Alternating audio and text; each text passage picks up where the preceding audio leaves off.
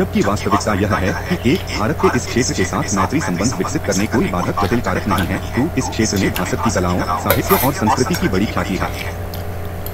दूसरी ओर Latin America युद्ध के बाद के वर्षों में अपनी अर्थव्यवस्था को नया आयाम प्रदान करने के लिए पश्चिमी देशों की ओर उन्मुख है।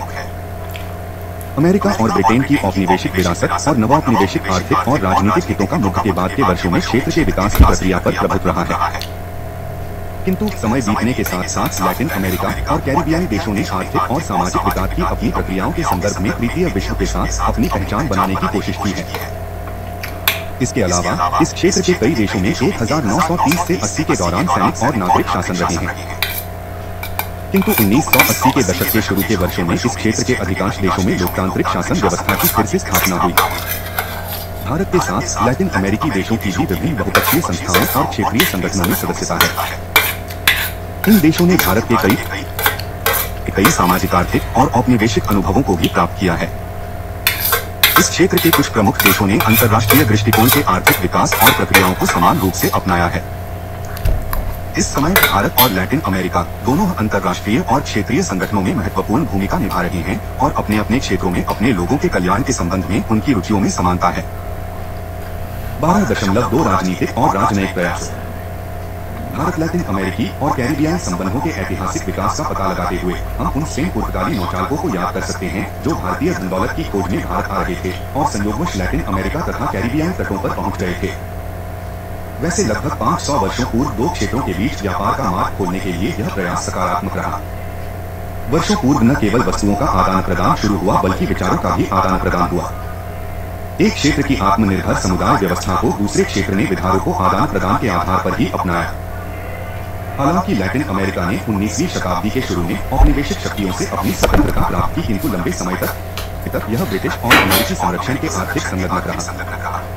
वर्ष 1947 में भारत की आजादी से पहले दोनों क्षेत्रों के नेता उपनिवेशवाद के विरुद्ध अंतर्राष्ट्रीय कांग्रेस में 1927 में ब्रसेल्स में मिले। भारतीय नेशनल कांग्रेस के प्रतिनिधि के रूप में भारतीय दल कर रहे नेहरू भारत तथा लैटिन अमेरिका के एक समान औपनिवेशिक अनुभवों और एक जैसे हितों से अवगत थे। 2.1 भारत लैटिन अमेरिका और कैरिबियाई संबंधों के पूर्ववर्ती। हालांकि इसमें कोई संदेह नहीं कि संक्रमण काल के दौरान भारत ने कुछ ब्रिटिश ज्ञान और प्रस्तावों को बनाए रखा, किंतु युद्धोत्तर वर्षों में भारत अपनी विदेश नीति का स्वयं निर्माता बन गया। किंतु विकसित हो रहे विश्व के आर्थिक और राजनीतिक विकासों की तात्कालिकता को ध्यान में रखते हुए शीत युद्ध के बाद के युग में भारत ने विदेश नीति मामलों में अपना दृष्टिकोण स्वयं निर्धारित करना शुरू किया है। जहां तक लैटिन अमेरिका का संबंध है, 1961 में नेहरू को इस क्षेत्र में दौरे से आर्थिक, सामाजिक और राजनीतिक संबंध विकसित करने के लिए मैत्रीपूर्ण सहयोगात्मक बातचीत शुरू हुई और 1966 में इंका, गाया, माया और एज़टेक सभ्यताओं की भूमियों की इंदिरा गांधी की समुद्री यात्रा से दोनों देशों के बीच संबंधों को मजबूती मिली। इन दौरों के दौरान लैटिन अमेरिकी और कैरिबियाई क्षेत्र में महत्वपूर्ण राजनीतिक विकास हुए। 1965 में क्यूबा की क्रांति और राष्ट्रवाद का पुनरुत्थान, तीसरे विश्व के देशों में पहचान और साझा, केंद्रीय अमेरिकी सामान्य बाजार और इंडीज पर्वत समुदाय एंड इन कम्युनिटी नीचे 12.5 देखें जैसे विभिन्न आर्थिक एकता परियोजनाओं की शुरुआत। किंतु क्यूबा प्रक्षेपास्त्र मिसाइल संक्रमण 1962 के परिणामस्वरूप पश्चिमी गोलार्ध में अमेरिका तक नीतियों को निष्पक्ष करने के लिए लैटिन अमेरिकी देशों ने समुचित नीति विकल्पों को अपनाने की खोज करनी शुरू की। उदाहरण के लिए 1960 के दशक के शुरू में ब्राजील और मैक्सिको में संकट में इन देशों ने एशिया और अफ्रीका के साथ संबंध विकसित शुरू करने के प्रयास किए। इसके अलावा 1960 के दशक से कैरिबियाई उपनिवेशवाद यही प्रक्रिया शुरू हुई और छोटे गणतंत्रों को तीसरे विश्व को देशों में नई पहचान प्राप्त करने की शुरुआत हुई। 1968 में सिडनी में अंतर्राष्ट्रीय 11 बैठक जैसे विभिन्न अंतर्राष्ट्रीय मंचों पर भारत ने भी लैटिन अमेरिका के साथ बातचीत शुरू की। गुटनिरपेक्ष आंदोलन नॉन अलाइंड मूवमेंट नाम के संस्थापक सदस्य के रूप में भारत ने काफी ख्याति अर्जित की और तीसरे विश्व के कई देशों को इस आंदोलन में आकर्षित किया। शुरू में 1961 में इस आंदोलन के बेलग्रेड में हुए सम्मेलन में केवल क्यूबा एकमात्र सदस्य था। शीत युद्ध तनावों और एशिया तथा अफ्रीका में उपनिवेशवाद से संबंधित मुद्दों से निपटने में अपनी वाम संभावनाओं के बावजूद संगठन द्वारा बढ़कर भूमिका निभाने पर नैब ने 1970 के दशक में लैटिन अमेरिका और कैरिबियाई देशों को काफी आकर्षित किया। नैम ने अपना दायरा बढ़ाया और समृद्ध विकासशील विश्व द्वारा अनुभव की जा रही संकटकालीन आर्थिक समस्याओं में से कुछ पर प्रतिक्रिया शुरू की। नैम की प्रसिद्धि की इस तथ्य से पुष्टि होती है कि 1983 तक 17 लैटिन अमेरिकी देशों ने पूर्ण सदस्यों और 10 ने पर्यवेक्षकों के रूप में भाग लिया। बल्कि लैटिन अमेरिका और कैरिबियाई देशों के अगले सेना ओलेड जैसी संस्थाओं ने भी नाम के विचार विमर्श में रुचि लेनी शुरू की। जैन के बाद के सम्मेलनों में लैटिन अमेरिका की समस्याओं और मुद्दों पर ज्यादा ध्यान देना बढ़ता गया। 1970 के दशक में अंतर्राष्ट्रीय मुद्रा प्रणाली के वैश्विक आर्थिक संकट, तेल की कीमतों में बढ़ोतरी और मंदी की स्थिति ने गैस तेल उत्पादक विकासशील देशों को बुरी तरह से प्रभावित किया। ब्राजील जैसे कई लैटिन अमेरिकी देशों ने अभूतपूर्व भुगतान संतुलन संकटों का सामना किया, किंतु गतिरोध की जांच के लिए प्रयास जारी रहे। गैर तेल उत्पादक लैटिन अमेरिकी देशों सहित विकासशील देशों की समस्याओं का समाधान करने का दक्षिण सहयोग के रूप में एक नया शक्तिशाली परिदृश्य निर्मित हुआ। सहयोग की इस भावना और नए प्रयासों से नई अंतर्राष्ट्रीय आर्थिक व्यवस्था, न्यू इंटरनेशनल इकोनॉमिक ऑर्डर नियोग की घोषणा और इस पर कार्य योजना के लिए 1974 में संयुक्त राष्ट्र महासभा के विशेष सत्र में मैक्सिको और वेनेजुएला ने अफ्रीका आदि अन्य देशों के साथ प्रस्ताव प्रस्तुत किया। जैसे इस दौरान तांबा, लौह अयस्क और बॉक्साइट के मामले में जिस करार, वस्तु समझौते भी हुए और कुछ लैटिन अमेरिकी निर्माता एवं निर्यातक देशों को उनकी आर्थिक संकट स्थितियों का समाधान करने में अस्थायी सुविधा भी मिली। बाद में 1979 से 80 में जब दूसरी बार तेल की कीमतों में बढ़ोतरी हुई तो विश्व अर्थव्यवस्था में पश्चिमी देशों में ऊंची ब्याज दरों के साथ अपस्फीतिकारी चरण और संक्षणवादी शासन ने मारी कर्जदार ऋणग्रस्त लैटिन अमेरिकी देशों के ऋणों की पुनर्भुगतान क्षमता को बुरी तरह से प्रभावित किया। 1980 के दशक में जबरदस्त ऋण संकट के अतिरिक्त क्षेत्र में अर्जेंटीना में 1983 में, ब्राजील में 1985 में और चिली में 1990 में लोकतांत्रिक शासन व्यवस्था कायम हुई। लैटिन अमेरिका के लिए 1980 का दशक नुकसानदेह दशक था, किंतु भारत ने इस दशक में प्रतिवर्ष 5.6% की वृद्धि दर को बनाए रखा, जबकि 1950 से 80 के दौरान यह विकास दर 3.5% रही। 1980 के दशक के शुरू में भारत ने बहुपक्षीय दृष्टिकोण के स्थान पर अर्जेंटीना, ब्राजील और मैक्सिको जैसे प्रमुख लैटिन अमेरिकी देशी के साथ अपने आर्थिक और राजनीतिक संबंधों को मजबूत करने के लिए दुनिया द्विपक्षीय दृष्टिकोण को अपनाया। भारत ने अर्जेंटीना के साथ 1981 में पहला औपचारिक व्यापार समझौता किया। 1983 में अर्जेंटीना में और 1985 में ब्राजील में लोकतांत्रिक शासन की बहाली ने क्षेत्र में चुनी हुई नागरिक सरकारों का मार्ग प्रशस्त किया। ब्राजील और भारत दोनों के आर्थिक विकास के समान अनुभव रहे और उन्होंने दोतरफा संबंध बनाने के प्रयास किए। हालांकि दोनों देशों ने शुरू में वर्ष 1968 में एक व्यापार और क्रूड परमाणु ऊर्जा के शांतिपूर्ण उपयोग से संबंधित मुद्दों पर 2 समझौतों पर हस्ताक्षर किए थे, किंतु संयुक्त आयोग की स्थापना से इन समझौतों को मजबूती मिली। संयुक्त आयोग निश्चित समयावधि पर उनकी प्रगति और दोनों देशों के आपसी हितों के अन्य मुद्दों की समीक्षा करता था। लैटिन अमेरिका में लंबे समय तक प्रतिद्वंदी रहे अर्जेंटीना और ब्राजील के बीच 1988 में एकता, सहयोग और विकास नीति से व्यापक राजनीतिक और सामाजिक मुद्दों पर आर्थिक विकास को बढ़ावा देने का प्रयास रहा। इसमें लोकतांत्रिक मूल्यों को सुदृढ़ करना, मानव अधिकारों का सम्मान, सैनिक सामरिक क्षेत्र, विशेष तौर पर नाभिकीय क्षेत्र में परस्पर विश्वास स्थापित करने के उपायों सहित दोनों प्रमुख देशों के बीच तनावों के मुद्दों को कम करना जैसे महत्वपूर्ण मुद्दे शामिल हैं। 1990 वो दशक से लोकतंत्रीकरण, एकता और भूमंडलीकरण ये 3 शक्तियों लैटिन अमेरिका को विश्व अर्थव्यवस्था के साथ एकीकृत किए हुए हैं। क्यूबा को छोड़कर शेष समूचे क्षेत्र में लोकतंत्र की स्थापना हो चुकी है। क्षेत्र में तेजी से निजीकरण हो रहा है। इस क्षेत्र में देशों का उच्चतम प्रतिशत है जो अपनी राष्ट्रीय दूरसंचार प्रणाली का 70% निजीकरण कर चुके हैं, जबकि यूरोप के देशों में 55%, एशिया प्रशांत क्षेत्र में यह 46% और अफ्रीका में यह 28% ही हुआ है। वेनेजुएला में दूरसंचार क्षेत्र का 100% निजीकरण हो चुका है। क्षेत्र ने 1997 से लेकर 2001 तक प्रतिवर्ष $67 बिलियन के DI आकर्षित किया है। नई सहस्राब्दी के शुरू में वामपंथी लहर का लैटिन अमेरिका के कई देशों ने साक्षात्कार किया। 2002 में वर्कर्स पार्टी के जूला एल डॉट का ब्राजील के राष्ट्रपति के रूप में चुनाव सबसे अधिक महत्वपूर्ण घटना थी। इसके बाद इक्वेडोर में वामपंथी प्रत्याशी लुसियो गुटिएरेस राष्ट्रपति चुने गए। वेनेजुएला के राष्ट्रपति वामपंथी है, जबकि चिली के राष्ट्रपति समाजवादी। अर्जेंटीना का अभिजात भी पेरियोनिकतास के साथ वामपंथी की ओर झुकाव है।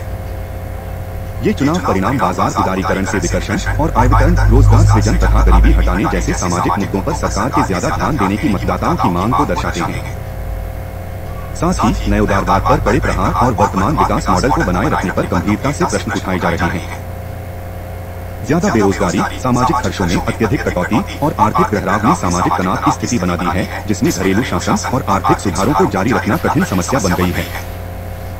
वेनेजुएला में 2002 में राजनीतिक अस्थिरता हुई और इससे गंभीर समस्याएं उत्पन्न हुई, क्योंकि इसमें समूचे विपक्ष सहित काफी अधिक संख्या में लोग शामिल हुए।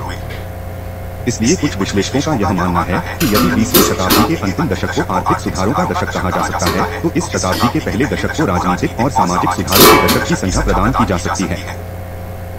किंतु दूसरी ओर इसके विरोध में यह विचार था कि यह आर्थिक उदारीकरण के कारण है। यह उदारीकरण महाद्वीप का 1980 के दशक की गंभीर अभिघातक स्थिति से स्वयं को उबारने और 1990 के दशक में विकास पथ पर वापस बढ़ने के कारण हुआ। एक उल्लेखनीय उदाहरण प्रमुख लैटिन अमेरिकी देशों द्वारा अत्यधिक DI को आकर्षिक करना रहा है और क्षेत्र में 1990 के दशक में समग्र रूप में उच्च निर्यात वृद्धि दर को बनाए रखा है। पर्यावरण के क्षेत्र में 1992 के रियो सम्मेलन ने सीमित संसाधनों और भविष्य में बनाए रखने वाले विकास की अनिवार्यता को विश्व समुदाय को याद दिलाया। विकास के प्रश्न पर नई संकल्पनात्मक वैधता क्षेत्रीय और विशेष तौर पर लैटिन अमेरिका पर केंद्रित करने के स्थान पर विश्वव्यापी दृष्टिकोण से पैदा हुई। ब्राजीलियाई सरकार द्वारा 1998 में परमाणु अप्रसार संधि नॉन प्रोलिफरेशन ट्रीटी पर हस्ताक्षर करने के बाद विश्व स्तर पर अर्जेंटीना और ब्राजील प्राथमिक देश थ्रेशोल्ड स्टेट्स नहीं रह गए हैं। 2.2 सांस्कृतिक आयाम। लैटिन अमेरिका और कैरिबियाई क्षेत्र में भारत की पर्याप्त प्रसिद्धि है। क्षेत्र के कई लैटिन वासियों के दिलो दिमाग पर भारतीय दर्शन, योग और गांधी की शिक्षाओं की अमिट छाप है। हजारों व्यवसायी, बुद्धिजीवियों और पेशेवरों ने भारतीय अध्यात्मवाद और योग में उत्कृष्टता हासिल की है। उन्होंने भारतीय संस्कृति और मूल्यों को प्रति आदर और श्रद्धा का आधार विकसित किया है। पूरे लैटिन अमेरिका में साईं बाबा, ब्रह्म कुमारियों, हरे कृष्ण और भारत के दर्जनों अन्य धार्मिक गुरुओं के हजारों अनुयायी हैं। इनमें से कुछ अनुयायी समय समय पर समूह में और अलग अलग भी भारत की तीर्थ यात्रा करते रहते हैं। सिर्फ इतना ही नहीं, उन लोगों ने भारत के आयुर्वेदिक और प्राकृतिक उत्पादों में भी रुचि लेनी शुरू कर दी है। गांधी और उनकी अहिंसा के पाठ ने इस क्षेत्र के शिक्षकों, राजनीतिक विरोधी नेताओं और गैर सरकारी संगठन में रुचि जागरूक की है। इन देशों की 500 से अधिक संस्थाओं, स्कूलों, पुस्तकालयों, स्ट्रीटों और स्कीबेरों के नाम भारत और उसके नेताओं के नाम पर रखे गए हैं। क्षेत्र के विभिन्न देशों के महत्वपूर्ण स्थलों पर गांधी जी की मूर्तियों और आदमकद प्रतिमाएं लगाई हुई है। अभी हाल ही में ब्राजील की यूनिवर्सिटी ऑफ लॉन्ड्रिना में गांधी जी की मूर्ति का अनावरण किया गया। इस मूर्ति को भारत के भारतीय सांस्कृतिक संबंध परिषद ICAR ने विश्वविद्यालय एफ्रो एशियाई अध्ययन केंद्र को भेंट किया था। संस्थागत स्तर पर क्षेत्र के 14 देशों के साथ सभी सांस्कृतिक समझौतों और सांस्कृतिक आदान प्रदान कार्यक्रमों में भारत की भागीदारी है। भारतीय सांस्कृतिक संबंध परिषद ICAR भारतीय कलाकारों और शिक्षकों को प्रायोजित करता है।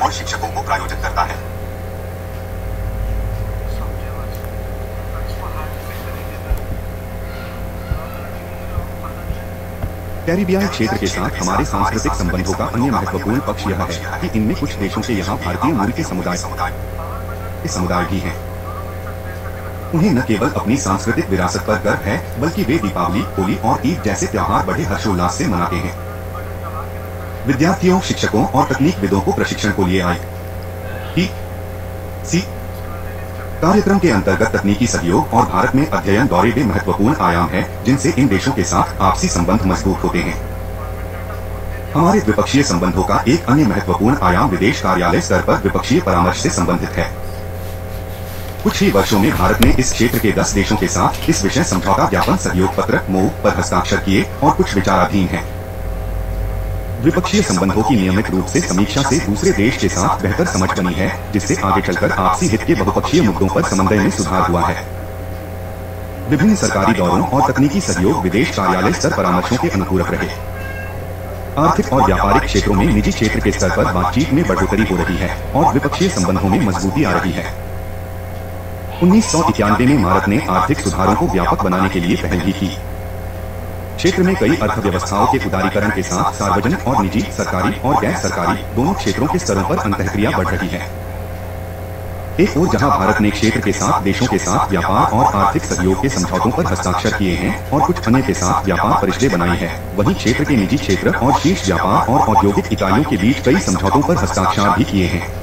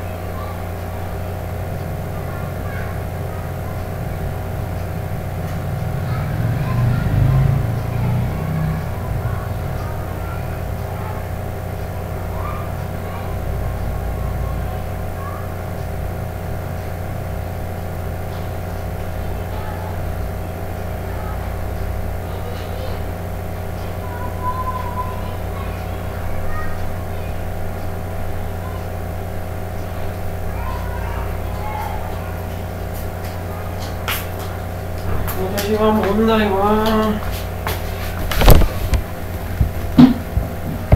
संबंध में विदेश मंत्रालय की 1999 से 2000 की वार्षिक रिपोर्ट में दोनों तर्कों के बीच आर्थिक संबंधों के पहलुओं पर प्रबल रूप से ध्यान केंद्रित किया गया है।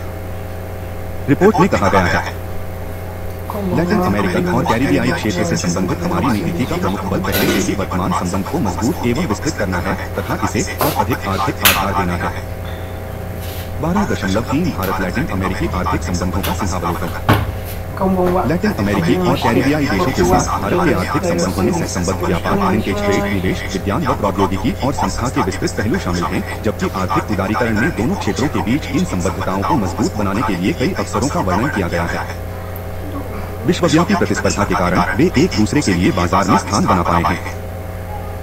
इसके आगे सार्वभौमिकरण प्रारंभ से व्यापार और निवेश क्षेत्रों में दोनों तरफ से निजी सेक्टरों की भूमिका निरंतर बढ़ रही है। उसे दोनों क्षेत्रों के बीच आर्थिक संपर्कों को मजबूती प्रदान करने के लिए भारतीय निर्यात संवर्धन परिषदों की व्यापार और उद्योग निकायों को शामिल करने के विचार से भारत सरकार के वाणिज्य मंत्रालय ने फोकस सेल कार्यक्रम जैसी नवप्रवर्तक संस्थागत क्रियाविधि को अपनाकर उसे कार्यान्वित किया गया है। इकाइयों, इस मार्ग में हम दो क्षेत्रों के बीच व्यापार निवेश संबंधों के कार्य निष्पादन और उसकी प्रगति की संक्षेप में समीक्षा करेंगे। 3.1 व्यापार और निवेश संबंधों का विश्लेषण। 1900 के दशक में भारत के साथ व्यापार और नई शताब्दी के प्रारंभ में कई रोचक विशेषताओं के साथ कई परेशान करने वाले तथ्य भी प्रस्तुत किए। भारत का लैटिन अमेरिकी और कैरिबियाई देशों के साथ पूरा व्यापार, निर्यात और आयात 1991 से 92 में 477.7 मिलियन अमेरिकी डॉलर से बढ़कर 1994 से 95 में 1138.60 मिलियन अमेरिकी डॉलर, 1997 से 98 में 1280.25 मिलियन और 2000 से 2001 में 1705.8 मिलियन अमेरिकी डॉलर हो गया। इस क्षेत्र में भारत का कुल निर्यात 1991 से 92 में 124.0 मिलियन से बढ़कर 2000 से 2001 में 961.8 मिलियन अमेरिकी डॉलर यानी लगभग 8 गुना हो गया और इसका आयात दुगने से थोड़ा ज्यादा अर्थात 1991 से 92 में 3483 मिलियन की तुलना में 200001 में 724.0 मिलियन अमेरिकी डॉलर हो गया।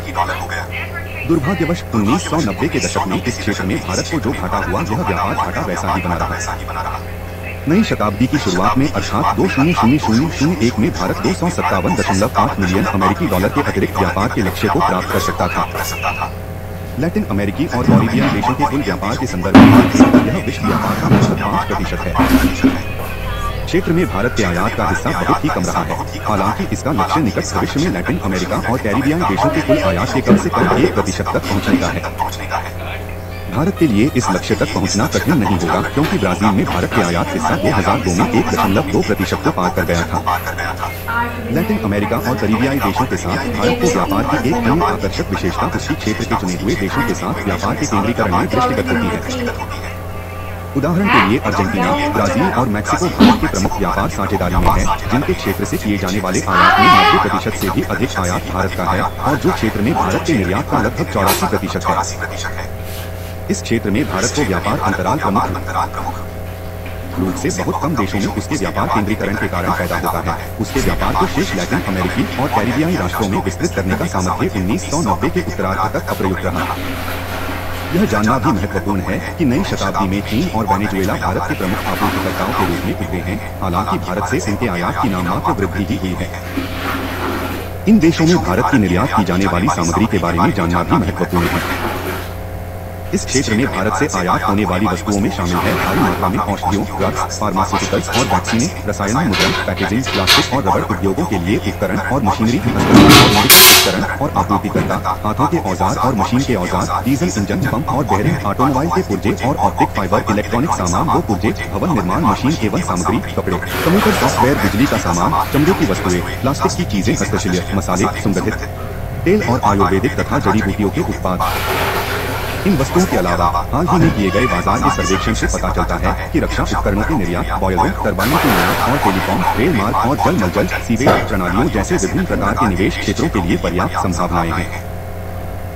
लैटिन अमेरिका और कैरिबियाई देशों से भारत के प्रमुख आयाती में हैं पेट्रोलियम, खनिज पदार्थ, धातुएं, कृषि उत्पाद, चमड़ा, स्टील उत्पाद, ऑटो पार्ट्स, लकड़ी, कागज की लुगदी, कच्ची ऊन, कीमती और अर्धकीमती पत्थर।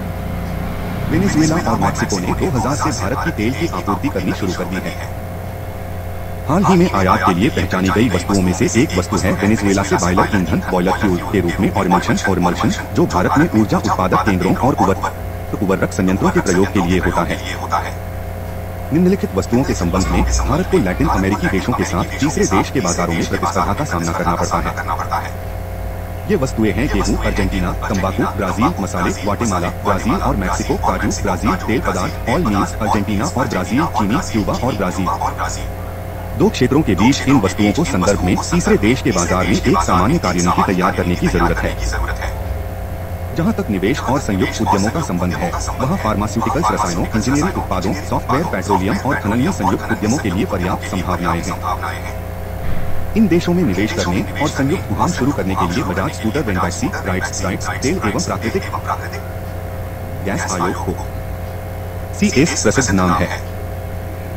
भारत के अनिवासियों ने मैक्सिको के 55 संयुक्त उद्यमों में 1.6 बिलियन अमेरिकी डॉलर का निवेश किया और इस्पात समूह अग्रणी निवेशक है। अर्जेंटीना और ब्राजील दोनों की फर्मों ने भारत में संयुक्त उद्यम स्थापित किए हैं। 3.2 फोकस एल अर्थ कार्यक्षेत्र और मूल्यांकन। वाणिज्य मंत्रालय ने लैटिन अमेरिकी क्षेत्र के लिए 1997 में फोकस एल प्रारंभ करके क्षेत्रीय फोकस के लिए पहल की। इस क्षेत्र को चुनने का स्पष्ट कारण यह था कि वे राजनीतिक रूप से स्थिर हो चुके थे और उनकी अर्थव्यवस्था सुदृढ़ होने लगी थी। भारतीय मूल्यांकन यह था कि इस क्षेत्र में अधिकांश बहुराष्ट्रीय कंपनियां काम कर रही थीं। इस क्षेत्र को उन्होंने ये वस्तुएं और सेवाएं भारत जैसे देशों से उत्पाद प्राप्त करके प्रदान की।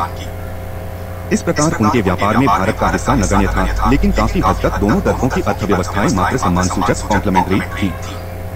फोकस एल के प्रमुख घटक इस प्रकार हैं: देशों के बीच महत्वपूर्ण देशों का पता लगाने और द्विपक्षीय व्यापार समझौतों के विश्लेषण के लिए क्षेत्र के विभिन्न देशों के आयातों और निर्यातों का बृहद विश्लेषण है। सम्मेलनों, व्यापार मेलों और प्रतिनिधिमंडलों के दौरों के जरिए भारत में बाजारों और भारतीय क्षमताओं और बाजारों के संबंध में भारत में सूचना का प्रसार करना, चुने गए प्रत्येक बाजार में भारतीय उपस्थिति को महसूस कराने के लिए वाणिज्य मंत्रालय के साथ विभिन्न गतिविधियों का एकीकरण। इसके अलावा बाजार विकास के लिए अलग फंड, बैंकिंग और वेंसीमा लाइन ऑफ क्रेडिट के लिए विशेष व्यवस्थाएं, प्रबंध और बीमा के लिए श्रेणी निर्धारण, रेटिंग, निवेश संवर्धन के लिए व्यावसायिक व्यापार प्रबंधों हेतु देशों का पता लगाना। से भारत में खरीदारों को आमंत्रित करना और आयातकों और उनके कर्मचारियों द्वारा की भाषा सीखने के लिए सहायता करने जैसे विशेष उपाय भी किए गए। फोकस एल कार्यक्रम के अंतर्गत लैटिन अमेरिका और कैरिबियाई देशों में भारतीय निर्यात का कुल हिस्सा 1996 से 97 के 3% से बढ़कर 200001 में 2.21% हो गया। इसी अवधि में इन निर्यातों का मूल्य $478 मिलियन से बढ़कर $1 बिलियन हो गया। एल कार्यक्रम को अनुवर्ती के रूप में इस क्षेत्र में अंतर्राष्ट्रीय प्रदर्शनियों में है। और व्यावसायिक घरानों की सहभागिता ने भारतीय व्यापार योग्य और प्रौद्योगिकीय उन्नतियों पर महत्वपूर्ण सूचना के प्रसार में मदद की। दूरी और भाषाओं की बाधाओं पर नियंत्रण के लिए संयोजित सम्मिलित प्रयास किए गए। 3.3 अपेक्षित कार्यनीति। लैटिन अमेरिका के बाजार में 50 करोड़ 80 लाख 508 मिलियन व्यक्ति है, जहां सकल घरेलू उत्पाद $1.6 ट्रिलियन और प्रति व्यक्ति आय $3,300 अमेरिकी है।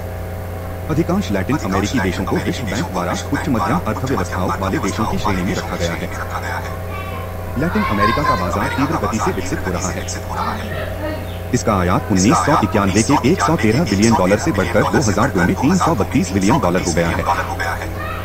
विश्व आयात में इसका हिस्सा 1990 के 3.7% से बढ़कर 2001 में 6.1% हो गया। लैटिन अमेरिकी के साथ सर्वोच्च देशों के फार्मास्यूटिकल बाजार की बिल्ली का स्तर बढ़कर 2005 में $29 बिलियन तक पहुंचने की आशा है। 2000 में बिक्री का यह स्तर $20 बिलियन था। सबसे बड़े बाजार ब्राजील और मैक्सिको में प्रवेश के लिए अलग अलग मंच प्रदान करते हैं और ये बहुराष्ट्रीय निगमों के लिए विश्वव्यापी महत्वपूर्ण श्रृंखला का हिस्सा बन चुके हैं। एकीकरण लैटिन अमेरिकी बाजारों की महत्वपूर्ण प्रेरक शक्ति बन चुका है। सभी देश किसी न किसी व्यापार का गुट हैं और अन्य देशों तथा गुटों के साथ मुक्त व्यापार समझौतों पर हस्ताक्षर कर रहे। मर्कोसर शीतयुद्धोत्तर युग में नई दक्षिण अमेरिकी उपस्थिति का प्रतीक बना रहा है। मर्कोसुर और एंडीज पर्वत के समुदाय दोनों दिसंबर 2003 तक दक्षिण अमेरिकी मुक्त व्यापार क्षेत्र बनाने के लिए परस्पर वार्ता कर रहे हैं। 15 सदस्यीय कैरिकॉम 2005 तक कैरिबियाई एकल बाजार और अर्थव्यवस्था Caribbean single market and economy की उपलब्धि के लिए काम कर रहे हैं। अमेरिका और चिली ने दिसंबर 2002 में मुक्त व्यापार समझौते को अंतिम रूप दिया और अमेरिका ने सी के साथ मुक्त व्यापार समझौते के लिए बातचीत हेतु पहल की और 2003 तक जिस पर अंतिम निर्णय लिया जाएगा। मैक्सिको ऐसा देश है जिसने सबसे ज्यादा देशों अर्थात 32 देशों के साथ मुक्त व्यापार करने के समझौते किए। बाजार में मैक्सिको की पहुंच $550 मिलियन है। इसके अतिरिक्त अमेरिका प्रायोजित मुक्त व्यापार क्षेत्र पर वार्ता चल रही है। आशा है कि दिसंबर 2003 तक इस पर निर्णय ले लिया जाएगा। भारत को लैटिन अमेरिका में अपने निर्यातों पर क्षेत्रीय एकीकरण के प्रतिकूल प्रभाव के संबंध में चिंता करने की जरूरत है। इस व्यापार परिवर्तन की क्षतिपूर्ति व्यापार सृजन ट्रेड क्रिएशन करता है, जिसने भारत के निर्यात के अवसरों को संवर्धित किया है। अंतर्लातिन अमेरिकी व्यापार 20% से कम है और यह सत्य है कि क्षेत्रीय एकीकरण के बावजूद बाह्य व्यापार में उल्लेखनीय वृद्धि हुई है। लैटिन अमेरिका में हमारे द्वारा किए जाने वाले निर्यात में 11 गुना बढ़ोतरी हुई है। यह 1991 से 92 के $124 मिलियन से बढ़कर 2002 में यह $1.45 बिलियन हो गया है। ब्राजील को किए जाने वाले निर्यात में वृद्धि हुई। ब्राजील को 1992 में $12 मिलियन निर्यात हुआ जो 2002 में बढ़कर $572 मिलियन हो गया। कोलंबिया के मामले में हमारा निर्यात 1992 में $1 मिलियन से बढ़कर 2001 में $73 मिलियन हो गया। भारत लक्ष्य लैटिन अमेरिका को कुल आयात का 1% हिस्सा प्राप्त करना है। ब्राजील ने इस लक्ष्य को 2002 में पहले ही प्राप्त किया जा चुका है। इसका हिस्सा ब्राजील के $47.2 बिलियन के कुल आयातों का 1.2% है। यदि इस लक्ष्य को सर्वाधिक चुनौतीपूर्ण बाजार में हासिल किया जा सकता है तो यह निश्चित रूप से लैटिन अमेरिका के अन्य देशों में भी संभव है। भारत की सूचना प्रौद्योगिकी में उपलब्धियों से भारत की छवि की समृद्धि और लैटिन अमेरिका में भारतीय फार्मास्यूटिकल के सफल प्रवेश ने अन्य उत्पादों के विपणन के कार्य को आसान बना दिया है। लैटिन अमेरिका के लिए भारतीय निर्यातकों की विपणन कार्यनीति 4 स्तरीय दिशा वाली होनी चाहिए। ये है II मस्कोसुर 2 एंडीज पर्वत समुदाय 2 मैक्सिको और केंद्रीय अमेरिका और कैरिबियाई देश। भारतीय निर्यातकों को मैक्सिको पर ज्यादा ध्यान केंद्रित करने की आवश्यकता है क्योंकि यह लैटिन अमेरिका का सबसे बड़ा व्यापारी देश है। इसने 2001 में कुल $170 बिलियन का आयात किया। भारतीय निर्यातकों को चीनी के निर्यातकों से प्रेरणा लेनी चाहिए जो इस समय लैटिन अमेरिका में $10 बिलियन का निर्यात कर रही हैं और जिनका निवेश $1 बिलियन अमेरिकी डॉलर से भी अधिक है। उन्होंने छोटा बाजार माने जाने वाले लैटिन अमेरिकी देश उरुग्वे में 2000 में $243 मिलियन का और 2002 में मैक्सिको में $6.2 बिलियन का निर्यात किया। भारत सरकार को ब्राजील और मैक्सिको जैसे मुख्य देशों और उनके साथ साथ मर्कोसुर और एंडीज पर्यंत समुदाय के साथ अधिमान्य व्यापार समझौतों प्रेफरेंशियल ट्रेड एग्रीमेंट्स का अनुसरण करना चाहिए। 3.4 भारतीय व्यापार के लिए क्षेत्रीय एकीकरण का अधिकार। भारतीय निर्यातक व्यापार खंडों मुक्त व्यापार समझौतों के भीतर आपूर्तिकर्ता देशों से व्यापार करने वाले निर्यातकों की तुलना में नुकसान में है। उदाहरण के लिए ब्राजील में उड़ने के चावल के मुकाबले भारतीय चावल